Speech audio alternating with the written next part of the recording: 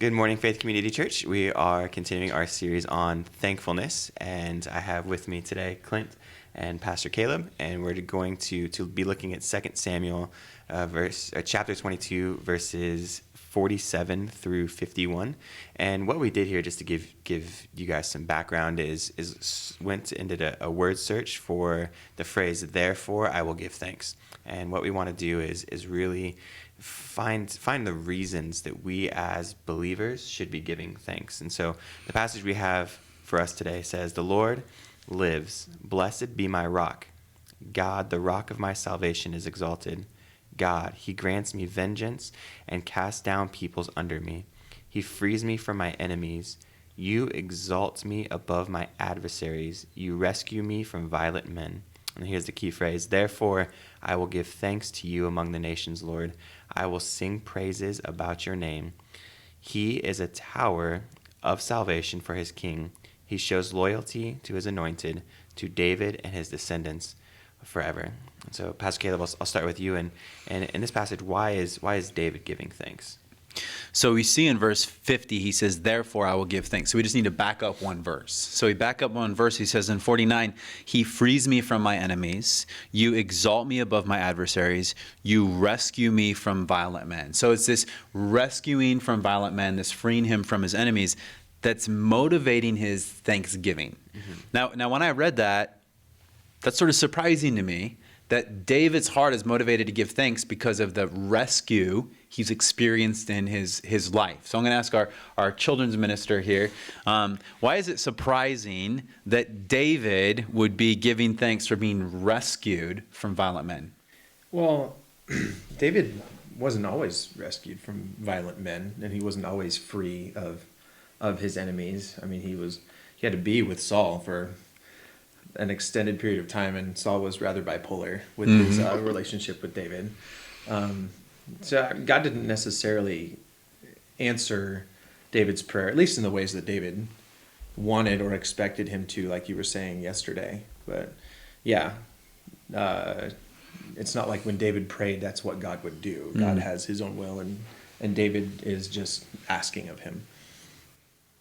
And so when we see something like this, and David says, "I will give thanks to you among the nations, Lord," and then we back up and it says, "Because you free me from my enemies," like what's going on in David's head here, where surely he can reflect on his life and think of times when he's literally hiding and running for his life, and how is he able to say, "Oh, because of those moments, how you protected me when it didn't seem like protection, I give thanks to you." So how do we reconcile that tension there? Yeah. I think that sometimes when we think about rescue, we think that means we win every battle. And what you see in the life of David is he didn't win every battle. There was a lot of times where he lost. Right. As Saul is pursuing him, he had to take his whole family. He had to leave his homeland. He had to leave Israel. He had to go down to Moab with his parents. He had to run to seek refuge with the Philistines, his sworn enemies, right? The majority of his early life is not a story of victory after victory. It's a story of running for your life. Right. And so it's amazing to hear from him, "The Lord rescues me from violent men." But what you see David is stepping back. Instead of looking at these moments where he's struggling, where he's losing, he's stepping back and he's recognizing this is the story. This is the big story. So God doesn't always rescue us from every single skirmish, right, or every single battle, but the war is won. And that's what David sees. It's amazing to me, at the end of his life, he wants to build a temple for God. And he asks Nathan if he can do this, and Nathan goes to God and then comes back to him and says, "Sorry, you can't, because you're a man of blood." David's entire life was one of battles, of defeats and victories. Right. But what he sees in all of that he doesn't choose to look at all the times he lost. He sees in all of that God is working towards victory. God is working towards deliverance. And so the story of David, while it's a bloody history, it's a story of God rescuing him from violent men. Yeah, and I think we on this side of David's life, we can look back and we can see the entirety of the picture, and a lot of times it's maybe easy for us, as maybe the first few times we read this passage, we didn't even recognize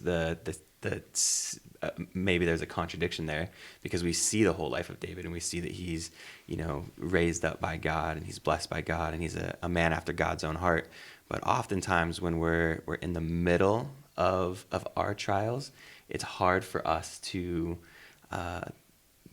be thankful and to thank God for, being the powerful God, the loving God that rescues us from our adversaries. And so Clint, I'll ask you, what would be some advice that you would have, some practical advice for when we're going through maybe a trial, to how do we keep the bigger picture in mind? Right. Well, we have like you said, a unique perspective on David's life, where we have his whole life written down for us. I think it'd be really cool at some point, if somehow our lives were written out like David's was, and our kids' or whatever, they're looking back on our lives and they say, oh, interesting.